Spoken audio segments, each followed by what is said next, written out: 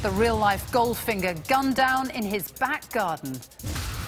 There might be some people that don't have a tremendous amount of empathy, but there is someone out there who is prepared to assassinate someone. The Halloween rioters who attacked police. And the rise in gun crime in Britain's second city. There's some mother, some girlfriend, some father who knows where that gun is and can help me to take that gun off the street. Live for the next hour, this is Crimewatch.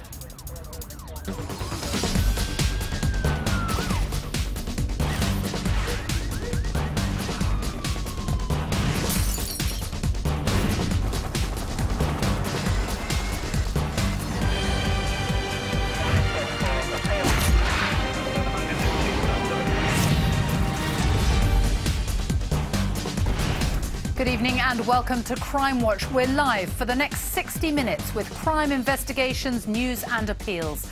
A full reconstruction of the John Goldfinger Palmer case in just a moment. But first, a brief look at what else we have for you tonight.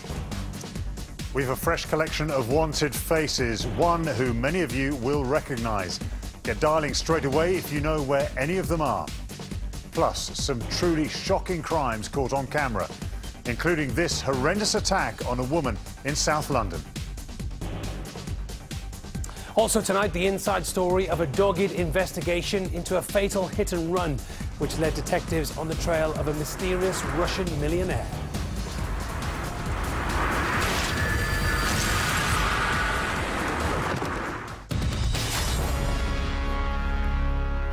This is John Palmer, a notorious figure linked to a string of huge timeshare frauds.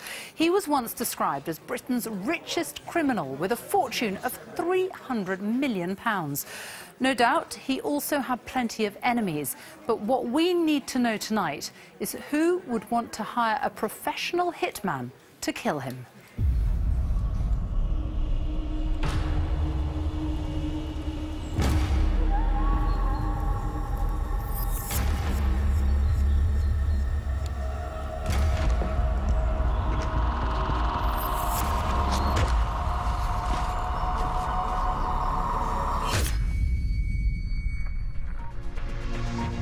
It would be hard not to know who John Palmer was.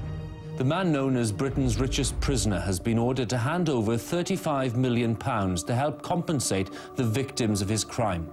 John Palmer, who's also known as Goldfinger, is serving an 8-year sentence for one of the world's biggest timeshare swindles. Palmer was originally nicknamed Goldfinger after being acquitted of handling gold from the Brinksmat bullion raid in 1983. At one point, he even appeared next to the Queen on the Sunday Times Rich List with an estimated fortune of £300 million. Without doubt, he has made mistakes in his life. I believe he's paid for those mistakes. In 2009, after spending a number of years in and out of prison, John returned to his family in Essex. I was incredibly proud of the way that he'd readjusted to a very, very normal life.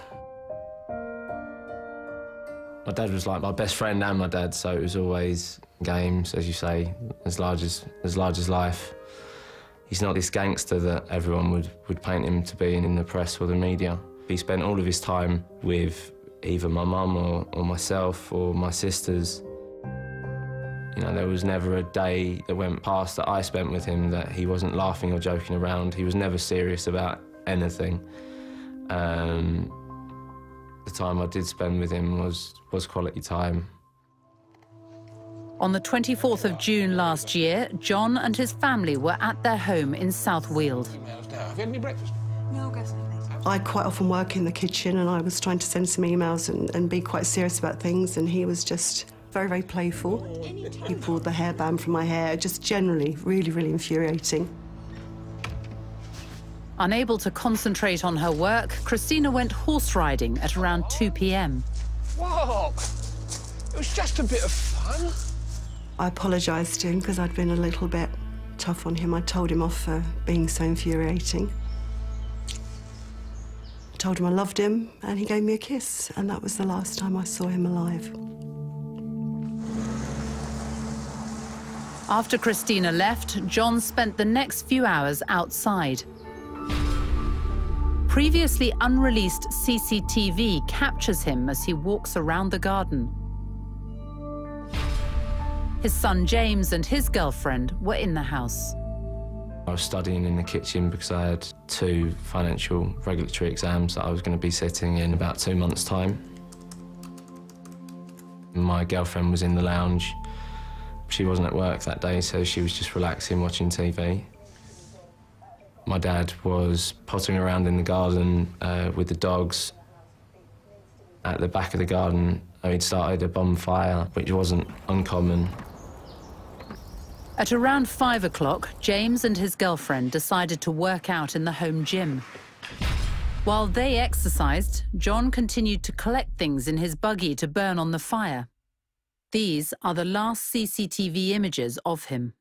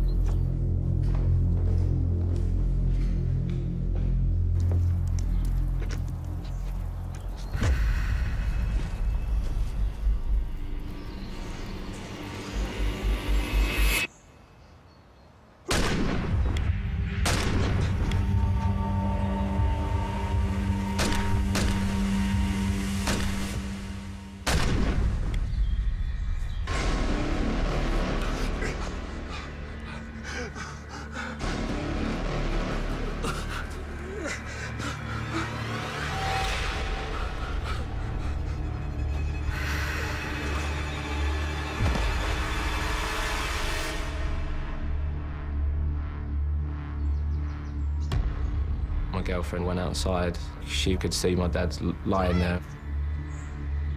James! I really didn't realise anything had happened. There was no sound. I didn't hear any voices. I didn't actually hear my dogs bark. I heard no gunshots. Call someone! Dad! Dad! You know, it was just very, very quiet. Dad! As an emergency, tell me exactly what's happened. Emergency, my dad's passed out. He's covered in blood. I don't know what's wrong with him. Come on, Dad. Come on, Dad. You're doing everything that you can. Because I could still feel his heartbeat, and I thought there'd be a chance that we could keep him alive. I felt so hopeless because I had to watch him die in front of me.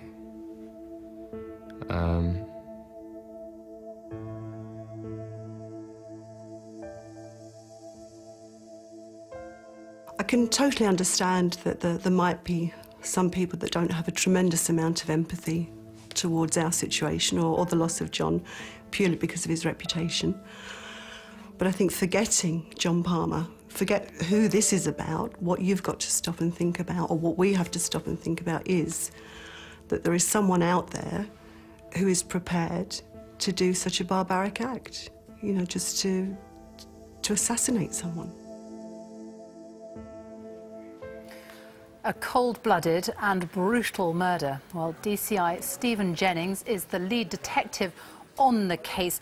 And are you sure this was a professional hit? Yes, we strongly believe this is very much a professional hit, therefore contract killing. What our inquiries therefore had to do is not only identify and locate the gunman, but also try to identify and prosecute whoever's commissioned this crime. And why do you think he was killed? Our inquiry since June of last year has led us on to 2 very significant lines of inquiry. The first, that John was due to stand trial for real estate fraud in mainland Spain in April of this year. That coupled with some key crimes that were committed in the UK during 2015 and also some law enforcement intervention with organised crime and organised crime families. And those key crimes in the UK you're talking about, Hatton Garden, there are rumours that his death could have been linked to that. Yes, there is a lot of speculation around Hatton Gardens, and it is something that we are considering, along with other crimes that were committed during that time. So is that a strong line of inquiry for you? Yes, it's one of many, but yes, it's something we are looking at. Now, shots were not heard by his son, but what do you know about the gun that was used? OK, we think the gun is very similar to the one shown here. It's a self-loading revolver. We believe smooth bore and also .32 calibre rounds were used. And where he lived is a very secluded area, but there were some people in the area that you would really like to talk to. Yes, his house surrounded by woodland in a country park. This male shown here was seen by members of the public at around the time that John was murdered, as described as 5'10", white, wearing baggy clothing. And we can see a map as well of the area where he was killed, because there were also people the day before who were seen digging in the area. Yes, there are other witnesses that we are trying to trace, in particular 2 men that were seen around midday, 24 hours beforehand, the 23rd of June. We would very much like to see and identify these 2 people. The house is right in the middle here, really secluded, but there were 2 women who were caught on camera by somebody that day. Yes, a member of public has come forward and identified a photograph. These 2 women were seen in the background of the photograph, so we would like them to contact us or anyone that can identify them. And obviously there's no suggestion they had anything to do with the case. They just happened to be in the area at the time, and you would like to talk to them. Yes, they could very much have key evidence. There is, as well, a substantial reward on offer. Yes, the family have independently offered £50,000, leading to the arrest and conviction of those or parties involved in this crime. OK, thank you. Well, as you've heard, John Palmer may have had his enemies, but no one deserves what happened to him. The gunman and those behind him need to be caught. If you can help in any way, please call now on our usual number, 0500 600 600. Detectives are standing by for your calls. A roundup of crime news now, and starting with the release of previously unseen CCTV of a shocking attack on a woman in South London. This footage shows the moment the woman was punched several times in the attack in Hanover Park in Lewisham on Friday the 4th of December. She was left unconscious on the pavement as the attacker ran off. Now, detectives believe it's linked to 2 other violent attacks on lone women in the Lewisham area in December and January. In this CCTV, a woman is followed home at Creekside at around 5 a.m. on New Year's Day. Just out of sight of the cameras, she's grabbed and punched unconscious. In the 3rd attack on Friday, the 4th of December, another woman was grabbed and punched in the head several times in Commercial Way. Now, police would like to speak to this man in connection with their inquiries. If you can help, please, please, please do get in touch with us using the numbers on the screen. Police are offering a £20,000 reward in connection with the case. Well, also in London, the Met Police want your help in tracking down a group responsible for a large-scale disturbance on the 31st of October last year.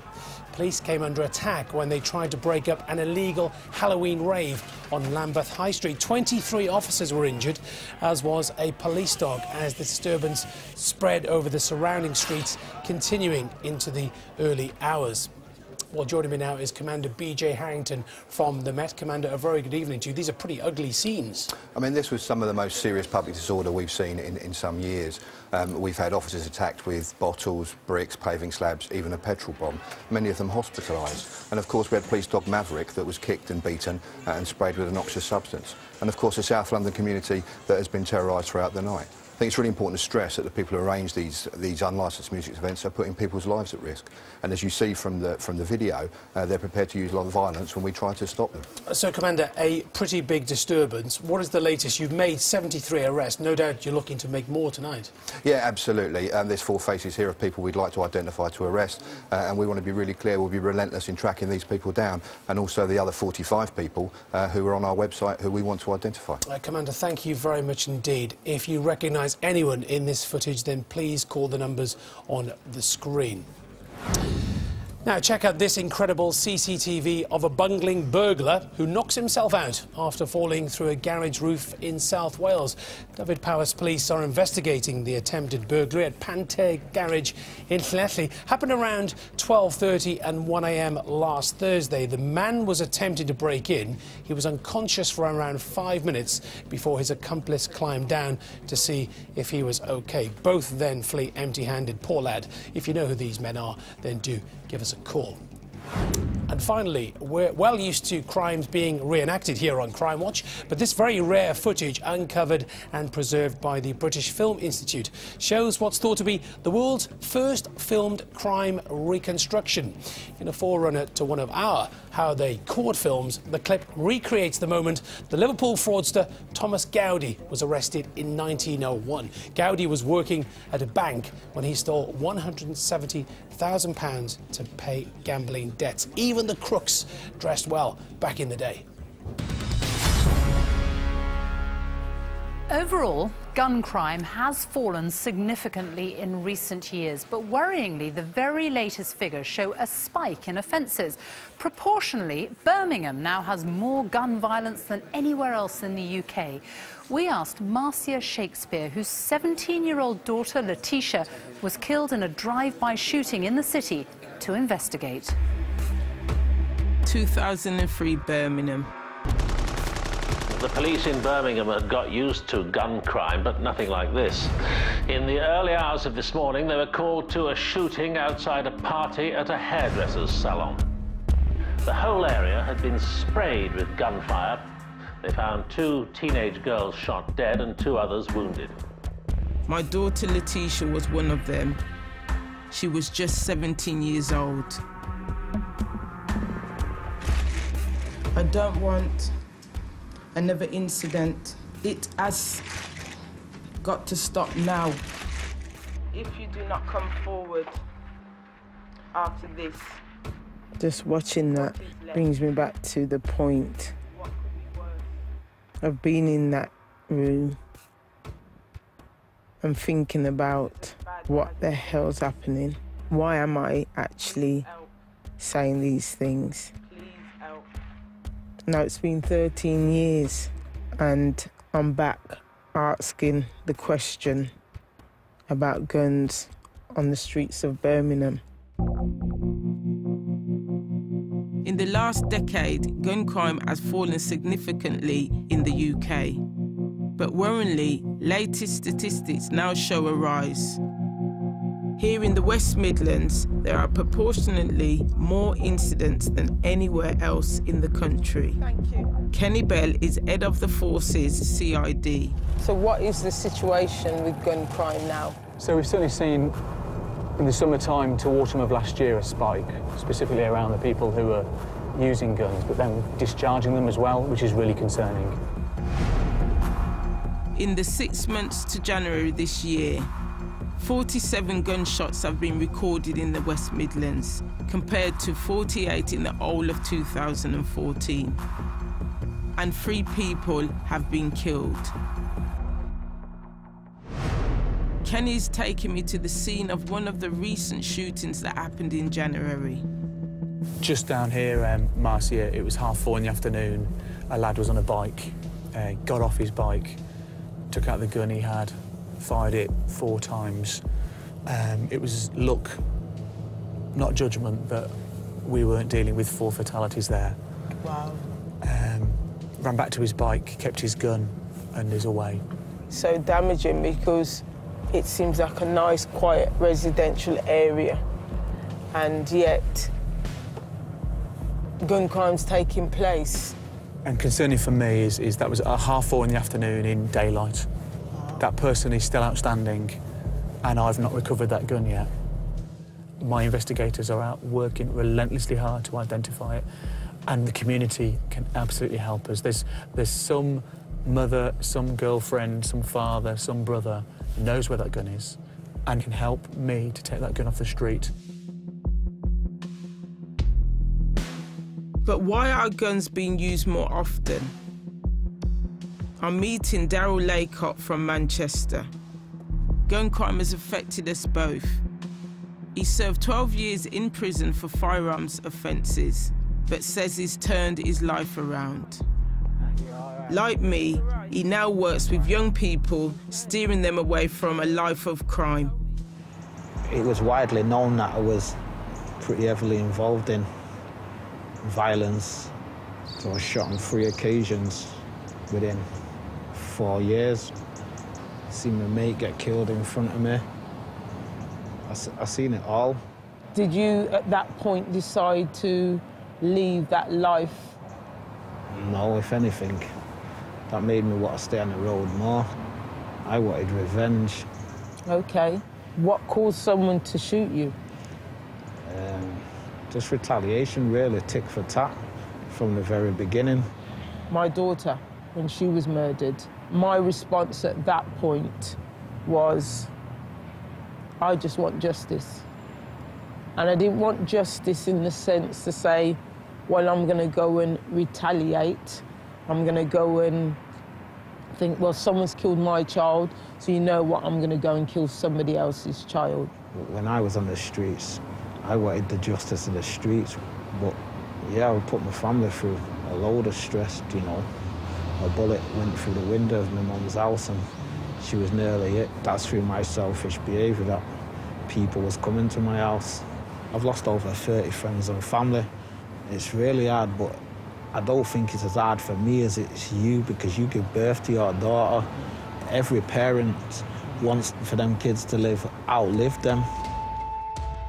The desire to avenge and the tit for tat that Darryl talks about is something I know only too well. My daughter and her friends were caught between two warring gangs. Since her death, police have developed more tools to help them tackle gun crime, including the National Ballistics Intelligence Service, based here in Birmingham. Most of the shooting incidents that we see are actually urban street gangs or organised crime groups. Experts here are using cutting-edge forensic technology to gather crucial evidence from the scene of a crime. They are able to identify the type of gun and the ammunition and whether they've been used by criminals before. We see a number of different types of firearms, but predominantly it is handguns. And the most recent trend we've observed is an increase in the use of antique handguns. The position at the moment within the UK is if you don't have a criminal record, anyone can buy an antique firearm. This is a Saint-Étienne revolver, 11mm French ordnance revolver, dates from 1873. Under UK legislation, this is regarded as an antique because the ammunition is obsolete. But this is the sort of weapon that we're seeing commonly used in the West Midlands. The criminals make the ammunition to actually fit this weapon. With the work of NABIS, the picture of gun crime is clearer. But does a rise in shootings mean more guns on the streets? We're certainly seeing firearms that are used on the streets now that have never been seen before, and a lot of them are based on this antique firearm. We're seeing some guns that are being used more than once in a crime as well.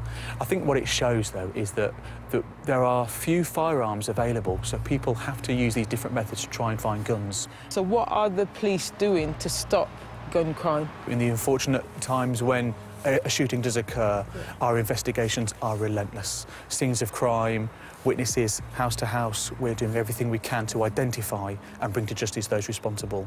We're executing warrants, we're doing a firearms operation almost every day in 2016 so far.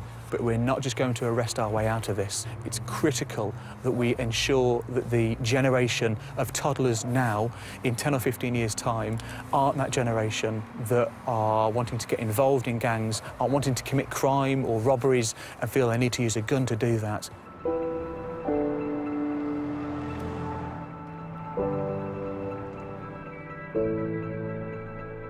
Thankfully, the level of gun crime is significantly lower now than when my daughter was killed. And compared to other countries, shootings are relatively rare. But I know one is enough to cause a lifetime of heartache. If you think you can help with the shooting in January, featured in Marcia's report, full details are on the website. You can also find a special interview with the Chief Constable of West Midlands Police, talking about why he wants more armed officers on the streets, as well as his concerns over antique weapons laws. Right, still to come, the urgent hunt for this man wanted for raping a teenager at a nature reserve in broad daylight.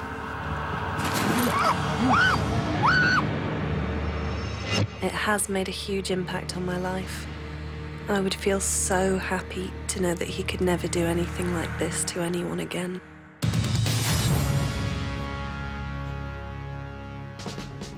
But we've got wanted faces first, starting with James or Jamie Acorte, who you might recognise as one of the original suspects in the Stephen Lawrence murder inquiry. The 39-year-old is wanted for questioning by detectives in connection with the supply of cannabis worth in excess of £4 million. Police say this photo gives a better idea of how he looks now. He's always denied involvement in the 1993 killing of Stephen Lawrence. Acorte has links to South East London, Kent and also to Spain. Next is Tariq Javed, although he's also known as Derek. He was on trial for multiple counts of sexually abusing a child under the age of 13, but didn't hang around to be found guilty and went on the run. He's 37 and originally from Pakistan, but has close links to Greater Manchester and London. He's a dangerous sex offender, and police say anyone found harbouring him will be prosecuted. Third is Daniel Dean Rutter, although he also calls himself Peter Arthur Plum. He escaped from prison last month, where he was serving a life sentence for wounding with intent. Rutter is 43 and has scars across his chest and right arm. He has connections across Surrey and also to Dover. Finally, for now, is this man who goes by the name Q Johnson, although you may know him as Ricky or Jamie Sampson. He's 21 and wanted for questioning by detectives after a man was stabbed in Reading, suffering a punctured lung. As well as Reading, Johnson has links to Bedford and the Wandsworth area of London. If you know where any of tonight's faces might be, please do get in touch using the numbers on screen. We'll go through the rest of the lineup a little later. Early on a Monday evening last September, a teenager in Derby was feeling under the weather. She thought a walk in the fresh air around the local nature reserve might help. Tonight, for the first time, she explains what happened next. Her words are spoken by an actor.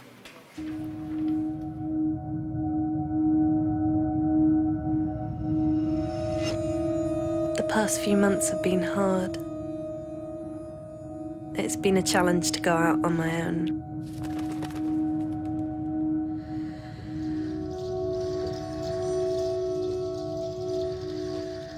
It has made a huge impact on my life. I used to cycle and run a lot on my own. Now I find it very hard to go out on my own at all. I would feel so happy to know that he could never do anything like this to anyone again.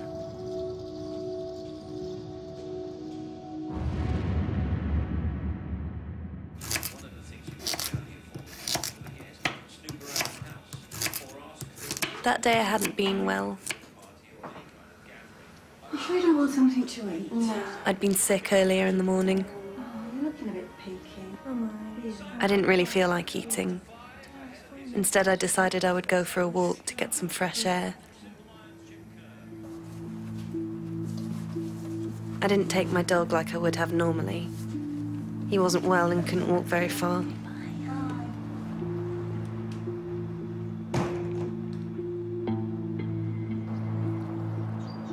When I headed out about 5, it was nice weather. Light and fairly mild. Nothing unusual at all.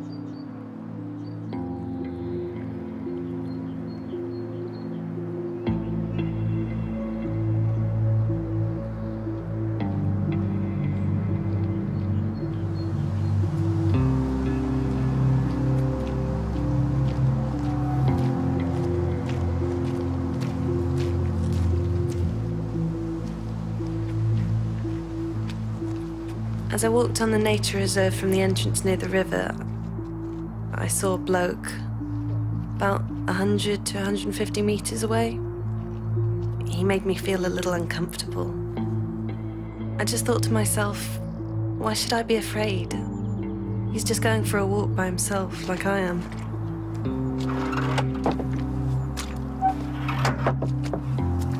To avoid walking straight past him, I walked through a gate on my right and walked round the nature reserve that way.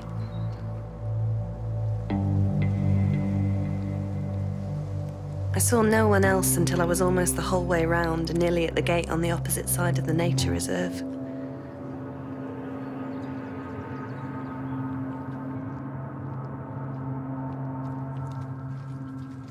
Then I noticed a figure behind me. You all right?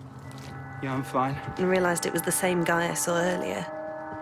He started walking faster. Then before I could run and jump over the gate,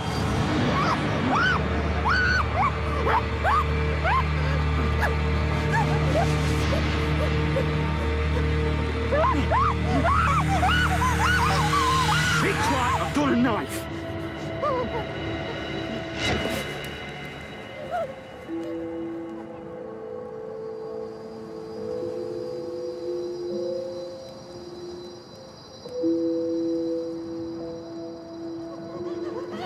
Wait a minute till after I've gone. And don't call the police.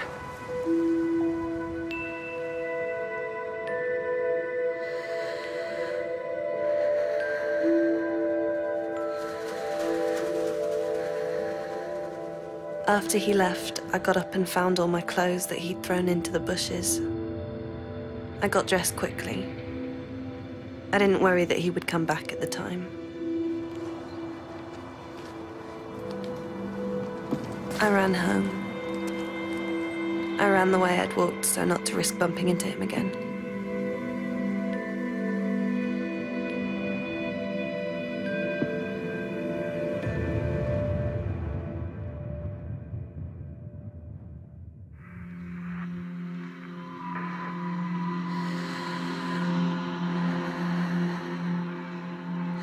Shortly after, I wasn't too bad.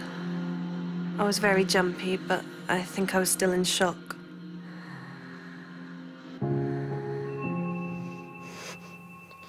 I didn't sleep well for a long time. My boyfriend said that I would shake a lot during the night.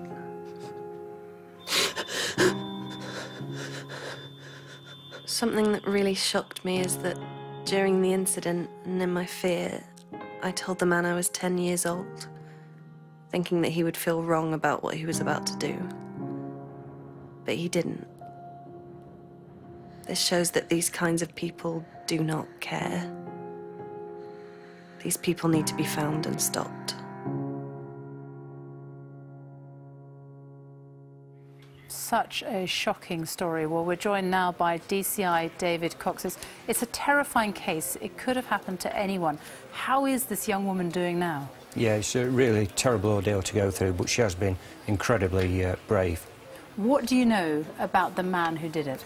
OK, so the person that we're looking for is a white male, about 6 foot tall, stocky build, 25 to 30 years old.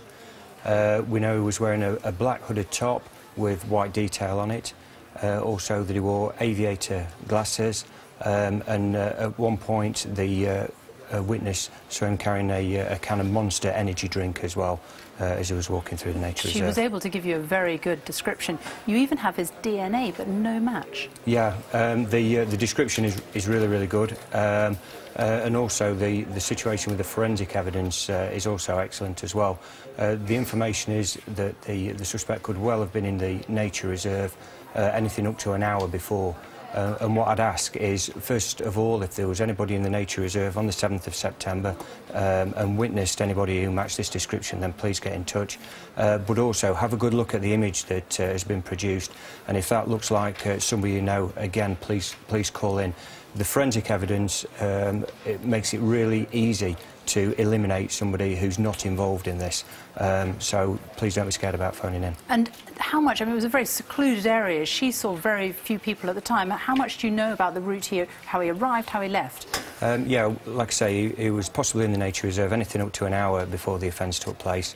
We know very little of his activities before, but certainly afterwards, as you can see on the map, he's exited the nature reserve towards the northernmost end, which is marked on the map here. And as the victim said, he just didn't care. He did not seem to care. You must be really concerned that he could attack again. Yeah, absolutely. I think it's worth remembering that this took place back in September, so it was daylight. There could have been any number of people in the nature reserve who interrupted him while he was committing this offence. So yeah, certainly a very brazen attack. DCI Cox, thank you.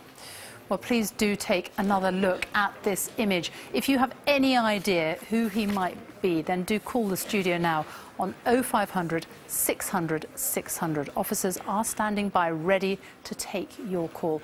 Or, if you prefer, you can call Crime Stoppers anonymously. They're on 0800 555 111. Also, if you've been a victim of any crime, you may want to speak to victim support. They're on 0808 16 89 111. OK, time for our CCTV roundup now, and we've got some particularly cunning crooks this month, so keep your eyes peeled. Inside a bar in Shoreditch in London, but this snappily dressed man in a flat cap isn't here for a drink. It's the laptop on the floor he's after. A few nimble moves and, hey presto, he picks up the unsuspecting drinker's computer and just walks away. A different bar almost 7 months earlier, and he's at it again. He spots what he wants and moves in, swiping another laptop. And same hat, same MO, this time another bar in Shoreditch. He casually uses his foot and steals another computer from right under the owner's nose. The brazen thief even hangs around at the bar before leaving with the stolen goods. Put a stop to this laptop lifter. You know what to do.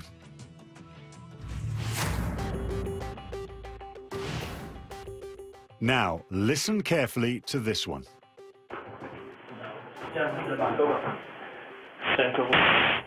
Take the keys. Private CCTV picks up the sound as these men break into an 88-year-old man's home in Widnes in November last year. They search through the pensioner's possessions. A third man joins them. They take war medals and thousands of pounds worth of other valuables, leaving the victim extremely distressed.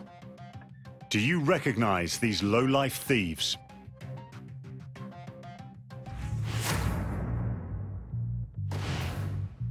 November again, and still in Cheshire, but this time inside a building society in Runcorn. This man pulls out a gun and points it at a terrified worker. Demanding money, he then moves to the next cashier, and then the next, stashing more cash than he can carry. He then walks out, calm as you like, with £6,000 of loot. It's hard to see his face, but someone knows who this gun-wielding bank robber is. Name, please.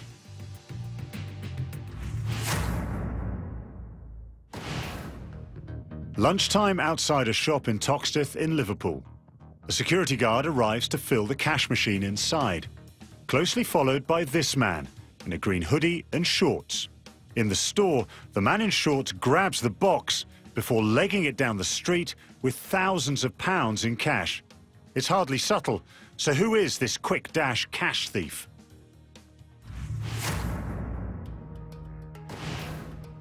Another shop, this time a jeweller's in St Ives in Cornwall.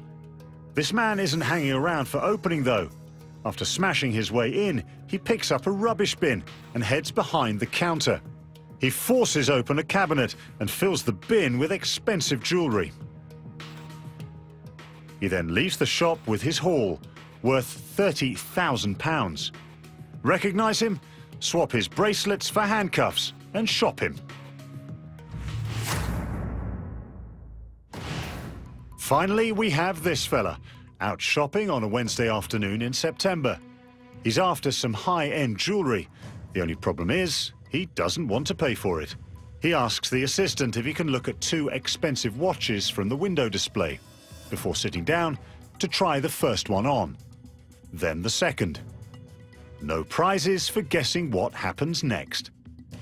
A quick glance at the exit, and he sprints out of the shop, still wearing the 2 watches, worth over £2,000 each. Call time on this crime watch thief and name him tonight. You can take another look at all of tonight's faces and CCTV on the website. Call and text the numbers on screen if you can help. Well, let's just catch up on new developments since we've been on air. DCI Stephen Jennings, good evening to you. Any significant leads on the John Palmer murder?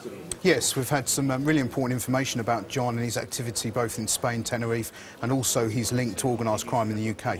Stephen, there will no doubt be some people watching this programme today who perhaps don't have any sympathy with what's happened to John Palmer and his family too. What would you say to those people?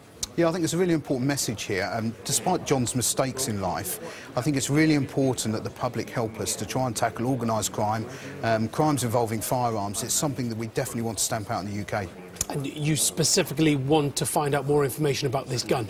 We do, yeah. There's specifics about the gun, potentially a revolver, potentially a pistol, but certainly had some significant designs around that gun. So we would like to know where that gun is now, who may be able to source that and help us identify its location. DCI Jennings, for the moment, thank you very much indeed. Please keep those calls coming.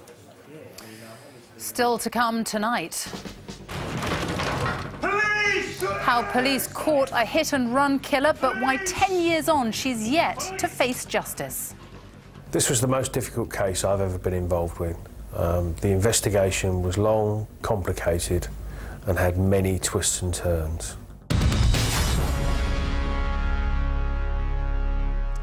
More wanted faces, starting with 54-year-old Bruce Brewer, or Bill, as he sometimes calls himself. He was arrested in connection with the sexual assault of 2 young girls and released on bail. But he's failed to return for questioning. Brewer has links to Surrey, Hampshire, Oxfordshire, Birmingham, Cumbria, Nottingham and Jersey, and speaks with a London accent. He's described as having a crooked front tooth. This is Ian Robert Tyler, although this photo is over 15 years old, so his appearance will have changed. He was jailed for 10 years for importing Class A drugs back in 1994, but absconded from prison and is still on the run. Tyler is 50 years old and has friends and family in Essex and Greater London, but police believe he could now be abroad. Face number 7 is Jensi Kaburi, although you may know him as Ari Kaburi or Alexis Cordas. He was arrested after a major disturbance at a pub in Greater Manchester in which 3 people were left with serious injuries. He was due to return to police on bail but has disappeared. He's 42 and originally from Albania but has links across Wiltshire and Greater Manchester. And finally tonight, we have Rafael Alexandra Varello. Detectives in Sussex want to question him in connection with drug-dealing offences. The 19-year-old is originally from Portugal and has friends across Hertfordshire and London. If you know where any of the faces are, then get in touch using the numbers on screen. And of course, they're all on the Crimewatch website. Well, time now to update you on some previous cases, and there are really some fantastic results this evening. Many thanks to your calls. In 2008, we featured the horrific murder of Georgina Edmonds at her cottage in Hampshire. She'd been stabbed several times and battered to death with a rolling pin. Well, after a very long investigation, 36-year-old Matthew Hamlin was last month found guilty of her murder and sentenced to 30 years in prison. He'd faced trial for the killing in 2012, but was acquitted. Detectives then found new DNA evidence, which finally brought him to justice. The court heard Mrs. Edmonds had been tortured for her debit card PIN number. Your calls have helped put this man, Thomas Hannafin, behind bars after we showed this footage in March last year. What's them sensors? It's a camera. Oh, you've got cameras, have you? Yeah. All right. Hannafin was wanted for a large number of distraction burglaries at the homes of elderly victims across the southeast of England. His victims were mostly in their 80s and 90s. You called in naming Hannafin, and last month he was jailed for 15 years, having been charged with 31 burglaries and 1 robbery.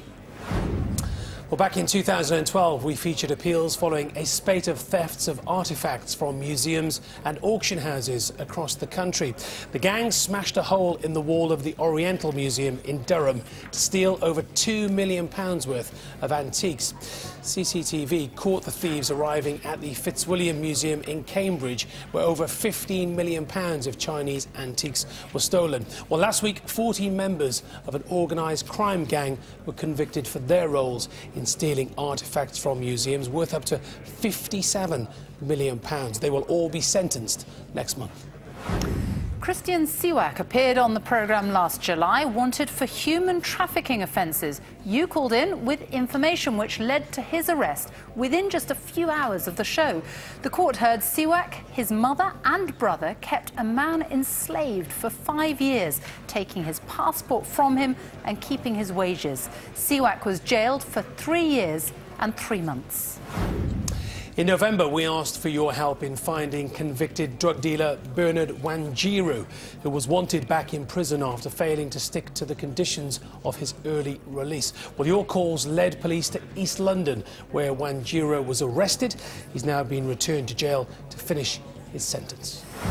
And finally, we asked for your help in finding this man, Carl Atkins, in March last year. He was wanted for stabbing a man in an attempted robbery in Norfolk. Well, after seeing himself on Crimewatch, Atkins handed himself in and yesterday was jailed for 10 years. Another great result, and we really couldn't do it without you. Now, Thomas Sippeldow was a 54-year-old computer technician at Imperial College in London.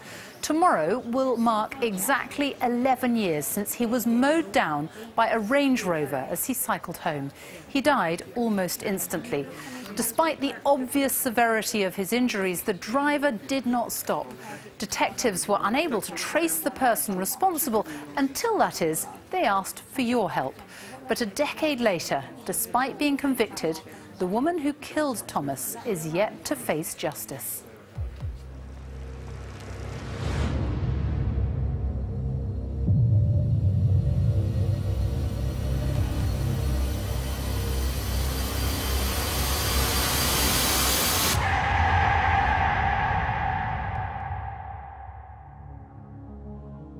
Thomas Sippeldow was a German national living in West London.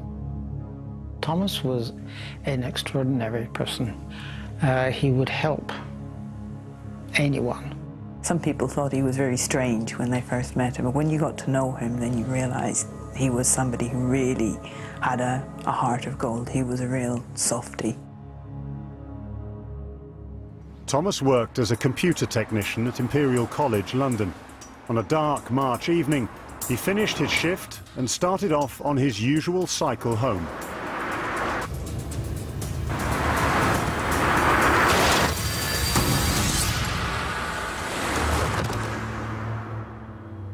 Thomas's head injuries were catastrophic. Despite paramedics trying to revive him at the scene, he never regained consciousness. He would have been doing everything properly along that road. I couldn't believe it. I felt devastated and very angry, actually. Because Thomas, you know, would not have done anything wrong.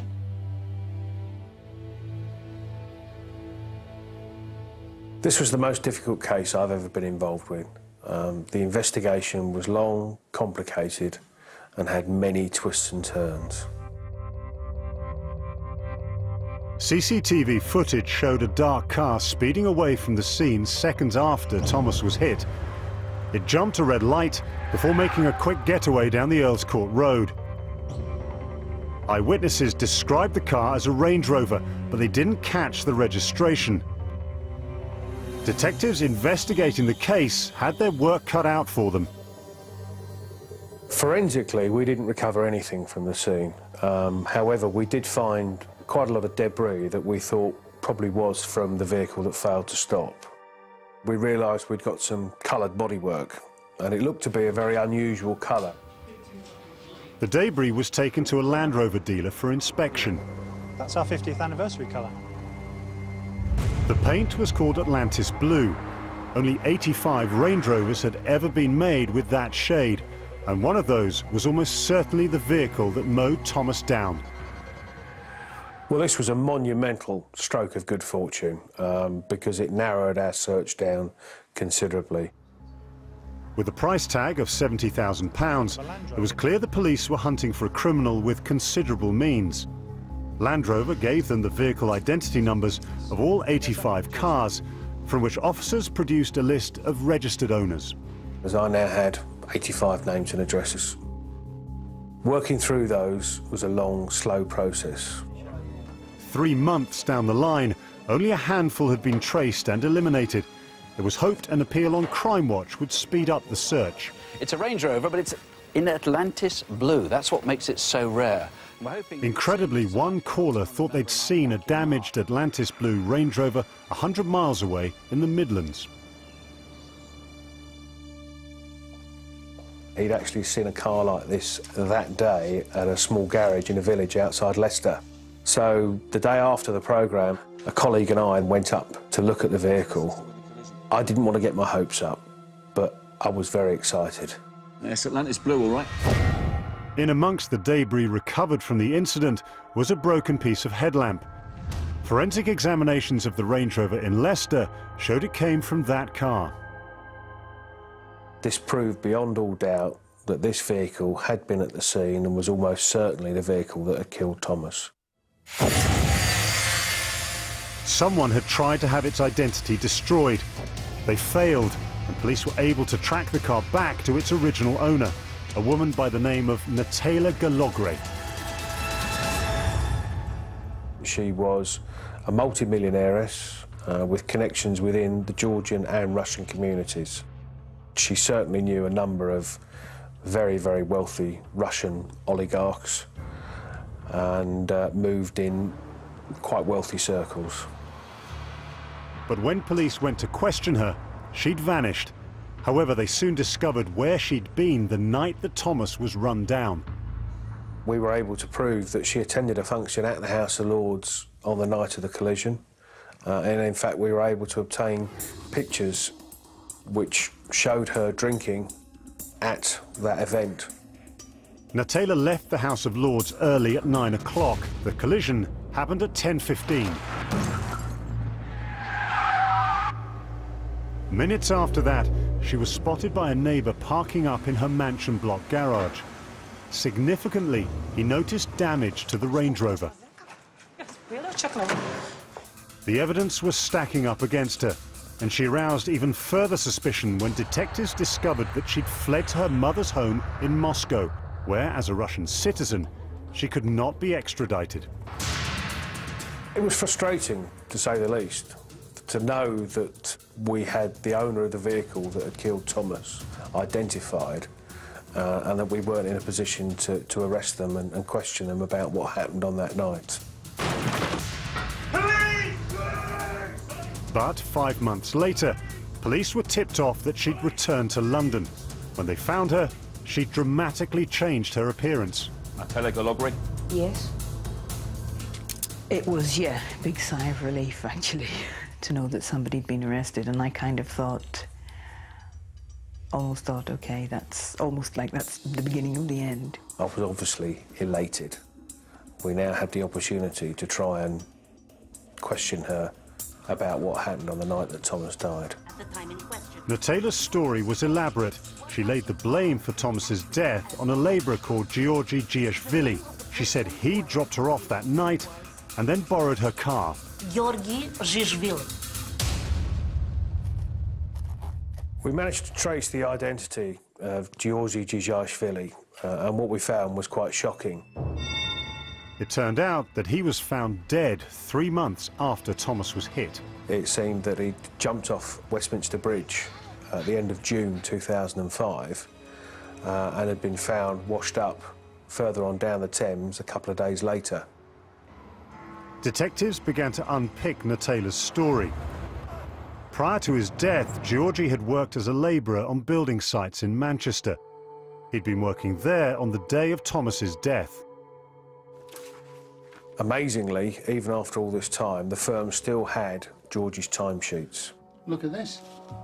They showed that he'd been working until 5 p.m. on the day of the collision. It was impossible for Georgie to finish work at 5 p.m. and drop her off at the House of Lords in London an hour and a half later. Natalia's alibi was shattered. She'd spun a web of lies from the beginning of this investigation, and it's clear that she sought to pin the blame on a dead man.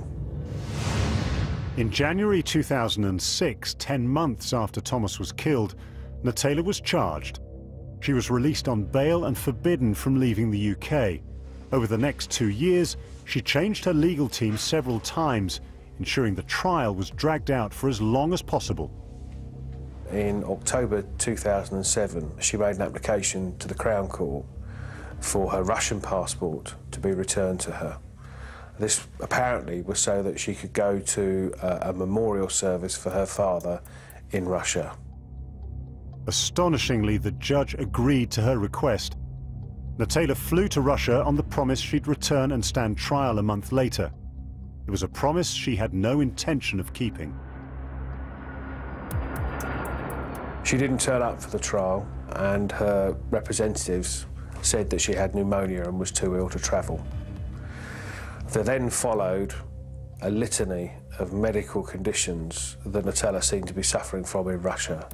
These included epilepsy, ischemic heart disease, other neurological disorders. The judge ruled that the trial would go ahead without her. And 4 years after the collision that killed Thomas, Natayla was convicted of causing death by dangerous driving and perverting the cause of justice by unanimous verdict. In her absence, Natayla was ordered to serve 10 years in prison for the death of Thomas. She showed her cowardice by choosing to hide out in Russia, never returning to the UK to serve her sentence. Well, Inspector John Payton, who you saw in that film, has since retired, though he has never given up hope that Natayla will serve her sentence. Unfortunately, it looks like that is not going to happen. According to Russian authorities, she passed away in 2012. Whatever the truth, it looks like there is no chance of her facing justice for what she did. Time for some updates and some really exciting news. Daniel Rutter was the third wanted face that we showed you. Remember, he was serving a life sentence for wounding with intent and absconded from prison. Well, someone claiming to be Daniel Rutter has handed himself in to police. We are going to make sure that we've checked his identity and verify that, and we'll give you an update in the update programme, which of course comes a little bit later. Wanted face number 2, Tariq Javed. Some possible sightings of him. He was found guilty of sexually abusing a young child. And then we also have some good news on the linked attacks in the Lewisham areas, a possible name for this attacker. Please keep the calls coming in. Well, that is everything for now, but please remember to take a look at the Crimewatch website where you can find all of our appeals. The phone lines stay open until midnight tomorrow, and we'll be back with an update tonight at 10:45 after the news. The viewers in Northern Ireland will have to wait until 11:25. We will, of course, also keep you up to date with the latest developments via Twitter. Follow at BBC Crimewatch. Thank you so much for all of your calls so far from everyone here. Goodbye.